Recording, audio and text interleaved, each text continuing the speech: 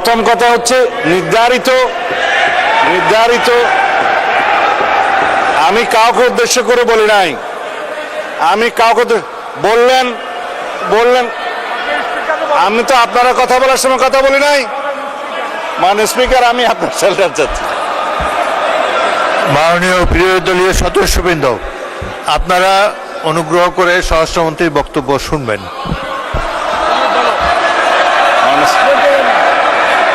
Yes, I Woodrow. ঠিক আছে,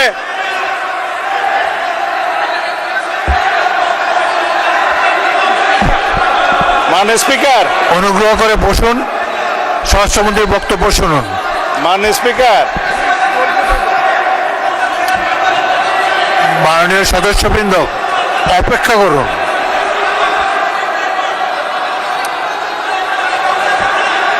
মাননীয়, এক মিনিট, বসুন। মাননীয় সদস্যবৃন্দ বসুন। মাননীয়, জাস্ট হোল্ড অন প্লিজ, আমার কথা শুনুন, লিসেন টু মি। মাননীয় সদস্যবৃন্দ, বলো।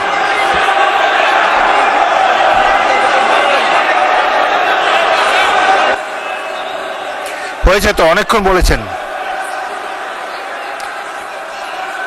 এখন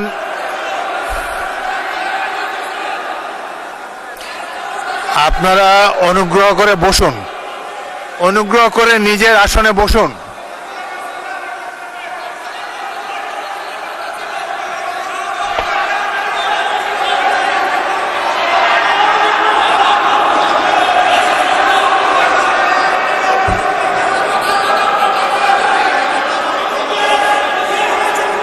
মাননীয় সংসদ সদস্যবৃন্দ,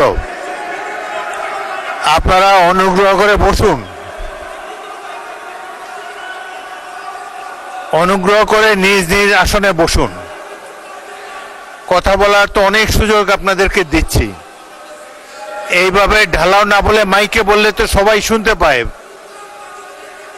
আপনাদেরকে সুযোগ দেওয়া হবে, যখন সুযোগ পাবেন মাইকে বলবেন। আরেকটি কথা আমি বলতে চাই, যেখানে আপনাদের বিরোধী দলের চিফ হুইপ দাঁড়িয়েছে, সামনের সারির সদস্যবৃন্দ দাঁড়িয়েছে, তখন অনুগ্রহ করে পিছনের সারি থেকে বক্তব্য দেবেন না। আপনাদের নেতারা কি বলে সেটা শোনার চেষ্টা করবেন।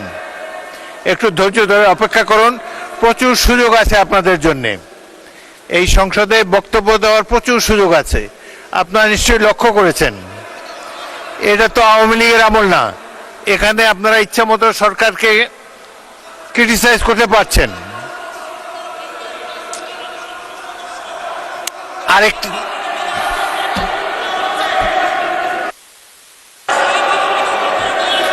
মাননীয় সদস্যবৃন্দ বসুন, প্লিজ অপেক্ষা করুন।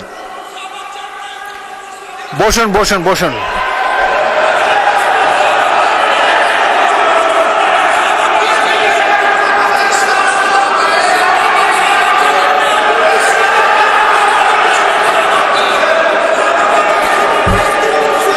অনুগ্রহ করে নিজের আসনে বসুন। আপনাদেরকে বারবার অনুরোধ করছি, আপনাদেরকে স্পিকারের আসন থেকে বারবার অনুরোধ করা হচ্ছে, অনুগ্রহ করে বসুন। আপনাদের তো উত্তর দেওয়ার সুযোগ পাবেন।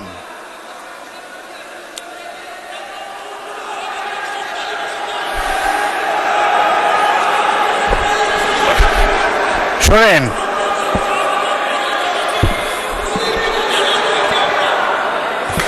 আপনারা স্বরাষ্ট্রমন্ত্রীর উত্তর শুনুন, তারপর যদি প্রয়োজন হয় আপনারা বলতে পারবেন।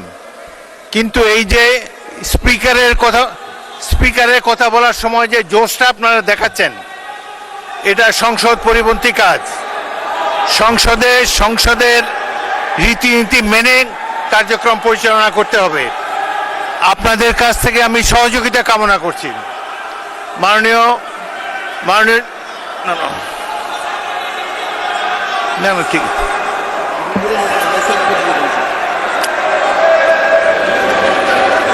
আপনার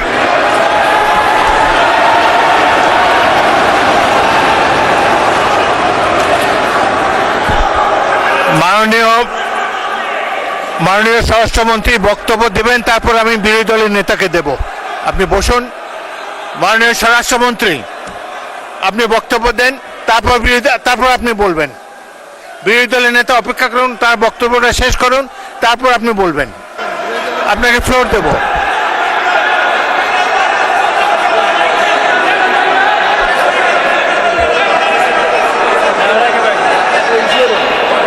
মাননীয় সদস্যবৃন্দ, প্রশ্ন উত্তরের সময় একজন মন্ত্রীকে যদি উত্তর দিতেই আপনারা না দেন, উত্তর উনি দিন, তারপরে যদি উত্তর পছন্দ না হয় আমি বিরোধী দলের নেতাকে মাইক দেব।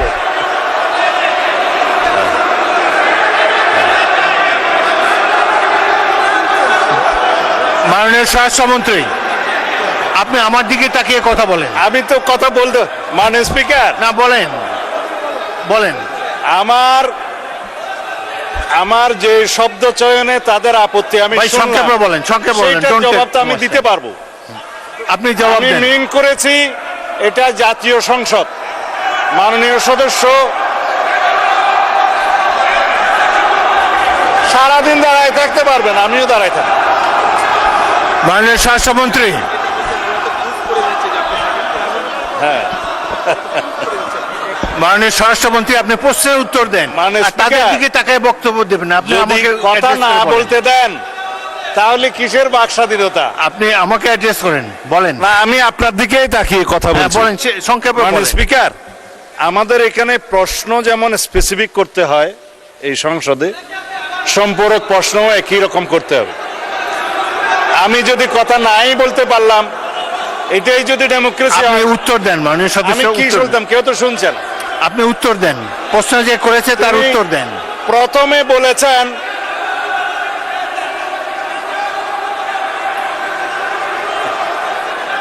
আপনারা কি স্বরাষ্ট্রমন্ত্রীর বক্তব্য শুনতে রাজি না?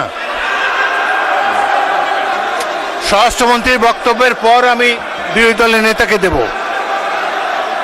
কোথায় চিন্তা হয়েছে বলতে হবে। মাননীয় সদস্যবৃন্দ, আপনারা 2 মিনিট ধৈর্য ধরে অপেক্ষা করুন। আসমানের উপর কথা দিতে হবে না। মাননীয় স্বরাষ্ট্রমন্ত্রী, আপনি জবাব দেন। মাননীয় স্পিকার, নূতন কোথায় বিরোধী দলীয় কোন এমপির মামলায় আসামি গ্রেপ্তার হয় না সেটা স্পেসিফিক প্রশ্ন দরকার। বলেন, তারপর বলেন। এবং কোথায় ছিনতাই হয়েছে, আসামি গ্রেপ্তার হয় নাই, সেটার স্পেসিফিক বর্ণনা দরকার। শুধু হাওয়াই ভাবে যদি বলা হয়, আমভাবে যদি বলা হয় যে এই সমস্ত হচ্ছে, প্রতিকার কি? বিরোধী এমপির উপর হামলা হচ্ছে, প্রতিকার কি? স্পেসিফিক কোশ্চেন করতে হবে।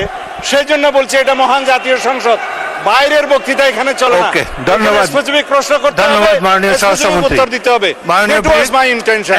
Thank মাননীয় আরেকবার বাংলাদেশকে প্রাতিষ্ঠানিকভাবে দুর্নীতির সুযোগ করে দেওয়া হচ্ছে কিনা এই বরাদ্দগুলো বাড়ানোর মধ্যে। বাংলাদেশের মেট্রো রেলের যে প্রকল্প হাসিনা আমলে যে বরাদ্দ নেওয়া হয়েছিল, সেই বরাদ্দগুলা আমাদের আশপাশের রাষ্ট্রের তুলনায় 3 গুণ 4 গুণ 5 গুণ পর্যন্ত বরাদ্দ নেওয়া হয়েছিল। তখনকার দুর্নীতি নিয়ে আমাদের বর্তমান সরকারি দলে থাকা লোকজন সহ তারা তখন বিরোধী দলে ছিল, অনেক কথা বলেছিলেন। কিন্তু আমরা পত্রপত্রিকা মারফত জানতে পারি ঢাকা মেট্রো রেলের সম্প্রসারণ লাইন, MRT 5 উত্তর এবং MRT 1 এর যেই বরাদ্দ বাড়ানো হয়েছে, সেখানে প্রায় 126% এবং 130% ধারাবাহিকভাবে বরাদ্দ বাড়ানো হয়েছে। এবং 42.5 মেগাওয়াটের বর্জ্য থেকে বিদ্যুৎ প্রকল্পের নির্মাণ ব্যয় ধরা হয়েছে $467 মিলিয়ন, যা আমাদের রূপপুর পারমাণবিক বিদ্যুৎ কেন্দ্রের তুলনায় প্রায় প্রতি মেগাওয়াট ভিত্তিক প্রায় 3 গুণ 3.5 গুণেরও বেশি। রূপপুর পারমাণবিক বিদ্যুৎ কেন্দ্রে যেই প্রতি মেগাওয়াট উৎপাদনে খরচ হয়েছে 47 কোটি টাকা, এবং বর্জ্য থেকে উৎপাদনের যে খরচ ধরা হয়েছে সেখানে 135.17 কোটি টাকা ধরা হয়েছে। মাননীয় স্পিকার, মাননীয় প্রধানমন্ত্রী যখন হচ্ছে নির্বাচনী ইশতেহারে বলেছিলেন মেগা প্রকল্প মানে মেগা দুর্নীতি, এবং বিএনপি সরকার ক্ষমতায় গেলে মেগা প্রকল্প নিবে না। কিন্তু এই জায়গায় এই বরাদ্দগুলা বাড়ানোর মাধ্যমে মূলত লুটপাটের সুযোগ করে দেওয়া হচ্ছে কিনা, এবং আরেকবার বাংলাদেশকে প্রাতিষ্ঠানিকভাবে দুর্নীতির সুযোগ করে দেওয়া হচ্ছে কিনা এই বরাদ্দগুলা বাড়ানোর মধ্য দিয়ে। মাননীয় স্পিকার, এই ব্যাপারে পরিকল্পনা মন্ত্রীর কাছে জানতে চাই। মেট্রো রেলের প্রশ্নের উত্তরে এটাই বলতে হবে যে এই প্রকল্পটি যখন গ্রহণ করা হয়েছে সেটা তখন যে ডলারের দাম ছিল এবং এখন যে ডলারের দামের বৃদ্ধি, সেটার হিসেব নিকেশ চলছে। এবং এই মেট্রো রেল প্রকল্পের মধ্যে কোথাও কোনো ব্যয়ের ক্ষেত্রে অতিরিক্ত ব্যয় ধরা হচ্ছে কিনা সেটার পরীক্ষা নিরীক্ষা চলছে। ইতিমধ্যেই নানান পর্ব পার হয়ে সেটা এখনো পর্যন্ত পরিকল্পনা কমিশনে আসেনি, তবে সেটা আসবে। আসার পরে এই সমস্ত ব্যয় প্রশ্নে যথাসম্ভব স্ক্রুটিনি করে সেটাই এই প্রকল্প পাশ হবে। তবে এটা মনে রাখা দরকার যে মেট্রো রেল প্রকল্প যখন জাইকার সাথে প্রকল্প করা হয়েছিল তখন 0.7% সুদে দীর্ঘমেয়াদী ঋণ নেওয়ার ব্যবস্থা ছিল। বর্তমান সময়ে জাইকা কিংবা অন্য কোনো ফাইন্যান্সিয়াল এজেন্সি তারা যে ঋণ দেয় সেটা মানে 3% নিচে খুব বেশি আর পাওয়া যায় না। ফলে সেটাও একটা বিবেচনার জায়গা আছে। এবং ঢাকা শহর যে ধরনের যানজটের পরিস্থিতি, তাতে মেট্রো রেলের মতো প্রকল্প ছাড়া, অর্থাৎ এই প্রকল্পে যেহেতু মাটির নিচে মানে ভূগর্ভস্থ এবং ভূপৃষ্ঠ দুইভাবেই চলমান হবে, সেটার প্রয়োজনীয়তা নিয়ে আর কোনো প্রশ্ন তোলার কোনো সুযোগ নেই, কেননা ঢাকার ব্যবস্থাপনার জন্য অত্যন্ত জরুরি। তবে সেই ক্ষেত্রে ব্যয় এবং সময়সীমা এবং টেকনোলজি ট্রান্সফার সমস্ত বিষয়গুলো মাননীয় প্রধানমন্ত্রী ইতিমধ্যেই নির্দেশনা দিয়েছেন এবং সেগুলো যথাসম্ভব পরীক্ষা নিরীক্ষা করা হচ্ছে এবং সর্বোচ্চ পরীক্ষা নিরীক্ষা করে কোনো রকম অতি ব্যয়ের সুযোগ না রেখেই এই প্রকল্প বাস্তবায়নের উদ্যোগ নেওয়া হবে। আর এক লাইনে আরেকটি প্রশ্ন বলি, যেটা বলা হয়েছে যে বর্জ্য থেকে বিদ্যুৎ উৎপাদনের প্রশ্ন। বর্জ্য থেকে বিদ্যুৎ উৎপাদন সাধারণভাবে ব্যয়বহুল, কিন্তু এই ব্যয়ের ক্ষেত্রে একটা অন্য বিষয় বিবেচনায় আছে, যেটা মাননীয় প্রধানমন্ত্রী এ বিষয়ে পরিষ্কার করে নির্দেশনা দিয়েছেন। যখন আমাদের বর্জ্যের কারণে যে স্বাস্থ্যজনিত ক্ষয়ক্ষতি হয় সেটার যে মূল্য, সেটাকেও আমাদের বিবেচনার মধ্যে রাখতে হবে। এবং আমরা যেহেতু রিনিউয়েবলই আমাদের জন্য ভবিষ্যৎ, সেই ভবিষ্যতের কারণে এইগুলো অনেকগুলো পরীক্ষামূলকভাবে এখন হচ্ছে। আজকে যেটা অনেক বেশি ব্যয়বহুল, সামনের দিনগুলোতে প্রযুক্তিগত উন্নতির কারণে সেটা ব্যয় কমে আসবে। যেমন রিনিউয়েবল এনার্জির একটা গুরুত্বপূর্ণ খাত হচ্ছে সোলার পাওয়ার, সেটা একসময় যে ব্যয়বহুল ছিল আজকে সেটা অনেক ব্যয় কমে এসছে, সামনের দিনগুলোতে আরও ব্যয় কমে আসবে। কাজেই এই দিক থেকে প্রকল্পগুলো। এবং আরেকটি গুরুত্বপূর্ণ বিষয় হচ্ছে যে এই ধরনের প্রকল্প পাওয়ার মধ্যে আমরা কার্বন ক্রেডিট পাবো, যেটা আজকে আন্তর্জাতিক বাণিজ্যের মধ্যে আমাদের জন্য অত্যন্ত জরুরি।